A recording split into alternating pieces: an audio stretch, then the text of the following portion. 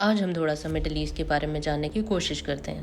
یاد رہے یہ ویڈیو پہلے سے ریکارڈ کی گئی ہے، اس لیے اس میں شامل کیا گیا تجزیہ موجودہ صورتحال سے مختلف ہو سکتا ہے۔ کیا آپ امیجن کر سکتے ہیں کہ آپ کا گھر ایک ماہ پہلے تباہ کر دیا گیا ہو، آپ کے والدین کو گولی یا بم مار کے ہلاک کر دیا گیا ہو، آپ پر خوراک کی فراہمی بند کر دی گئی ہو، آپ کے بچے زخمی ہوں اور ہاسپٹلز کو تباہ کر دیا گیا ہو، اور ایک ماہ بعد وہی جگہ جہاں آپ کا گھر تھا، آپ کا دشمن امدادی کیمپ بنائے اور آپ کو کہے کہ آؤ میں تمہاری مدد کرتا ہوں اور تمہیں خوراک فراہم کرتا ہوں، آپ کو کیسا محسوس ہوگا؟ یقیناً یہ احساس ایک فرد کے لیے بہت سنگین ہے۔ یہی تو ہو رہا ہے فلسطین۔ ہم اس ویڈیو کے اسکرپٹ پہ کام کر رہے تھے تو ہر روز ہمیں اس کو تبدیل کرنا پڑتا تھا۔ یقین کریں ابھی ریکارڈ کرنے سے پہلے ہی خبر آتی ہے کہ اسرائیل نے ایران کی نیوکلیر سائٹس پر حملہ کر دیا، جس میں ایران کے مختلف ملٹری آفیشلز اور نیوکلیر سائنٹسٹ مارے گئے۔ شاید یہ اسٹرائک نیتن یاہو نے اپنی ڈگمگاتی ہوئی حکومت کو بچانے کے لیے کیا، اور ہم امید کرتے ہیں کہ سچویشن اور زیادہ اسکلیٹ نہ ہو۔ اس سے پہلے پچھلے سال اپریل میں ایران نے بھی اسرائیل پر ڈائریکٹ حملہ کیا تھا، جس کے جواب میں اسرائیل نے پریسیجن اسٹرائکس کی۔ اس لیٹسٹ حملے میں ایران کے ریولیوشنری گارڈ چیف حسین سلامی مارے گئے۔ ایران نے اس حملے میں امریکن انوالومنٹ کا بھی اظہار کیا ہے،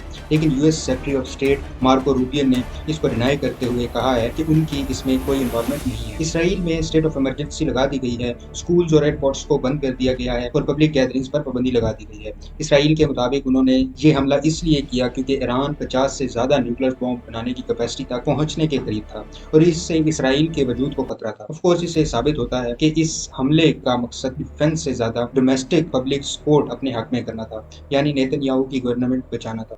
اس سارے معاملے میں ایران اور امریکہ کے تعلقات پر نظر ڈالنا ضروری ہے۔ اب چلتے ہیں ایران اور امریکہ کے تعلقات کی طرف۔ اور امریکہ کے تعلقات کی کشیدگی 1953 سے شروع ہوئی، جب ایران کے جمہوری منتخب پرائم منسٹر محمد مصدق کو اقتدار سے نکال دیا گیا۔ ان کے اقتدار کو ختم کرنے میں امریکہ اور برطانیہ کا ہاتھ تھا۔ رچرڈ کورٹ، جو کہ CIA آفیشل رہ چکے ہیں، انہوں نے اپنے ایک انٹرویو میں یہ دعویٰ کیا تھا کہ شمالی تہران میں احتجاجی ہجوم جس نے ایرانی محمد مصدق کو امریکن اور برٹش کی ملی بھگت سے نکالا تھا، وہ سارا ڈالرز میں پیٹ تھا۔ اس موب کی موٹیویشن کو اسپیسیفک عقیدہ نہ تھا یا کوئی ایسا منشور نہیں تھا جس کی بیسس خاص طور پہ ایران کی بھلائی ہو، اور اس کی مین وجہ یہ تھی کہ محمد مصدق نے ایران کی آئل انڈسٹری کو نیشنلائز کر دیا تھا۔ ظاہر ہے اس سے امریکہ اور برطانیہ کو نقصان تھا، کیونکہ اس سے ان کی آئل انڈسٹری میں مینیپولیشن اور استحصال کو روکا جا رہا تھا۔ اس کے بعد امریکہ نے ایران میں اپنی ایک پپٹ حکومت قائم کی اور شاہ آف ایران کو اقتدار سونپ دیا گیا، اور جیسے ہی شاہ کی حکومت قائم ہوئی، ایران کو امریکہ کی طرف سے نیوکلیر پروگرامز میں بھی اسسٹ کیا گیا۔ امریکہ اور برطانیہ کی یہ مداخلت ایرانی عوام کے اندر بغاوت اور حب الوطنی کا جذبہ اجاگر کر گئی۔ 1989 میں بغاوت جب اپنے عروج پر پہنچی تو انہوں نے امریکی حمایت رکھنے والے لیڈر شاہ کا تختہ الٹ دیا۔ اس کے نتیجے میں ایران کے اندر اسلامی ریاست ایت اللہ خمینی کی قیادت میں قائم ہوئی۔ اسی سال نومبر میں ایک موب نے US ایمبیسی تہران پر حملہ کر دیا اور 50 امریکنز کو اغوا کر لیا اور انہیں 1 سال تک قید کیے رکھا۔ اس کا نتیجہ یہ ہوا کہ امریکہ اور ایران کے تعلقات اور سنگین ہو گئے، اور 1980 سے 1988 کے درمیان عراق ایران جنگ میں امریکہ نے عراق کو سپورٹ کیا۔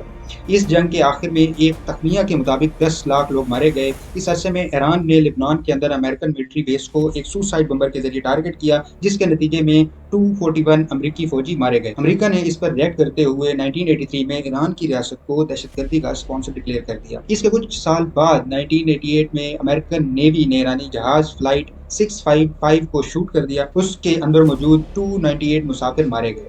اس سے حالات کی کشیدگی میں مزید اضافہ ہوا۔ ایران نے انٹرنیشنل کورٹ آف جسٹس میں امریکہ کے اگینسٹ اس حملے کا مقدمہ لڑا، اور 1996 میں دونوں ممالک کے درمیان ایک معاہدہ ہوا۔ معاہدے کے مطابق امریکہ نے وکٹمز کی فیملیز کو ملینز آف ڈالرز کی مالی معاونت دی۔ باوجود اس کے کہ 1990 کی دہائی کے آخر اور 2015 میں صدر اوباما کے دور حکومت میں معاملات بہتر ہوئے، دونوں ممالک کے درمیان نیوکلیر ڈیل ہوئی، لیکن کشیدگی اتنی بڑھ چکی تھی کہ کسی نہ کسی محاذ پر حالات تناؤ میں پڑ جاتے۔ 2003 میں امریکہ کا عراق پر حملہ ایران اور سعودی عربیہ کے دوران پورے ریجن میں طاقت کے تناؤ کا آغاز تھا۔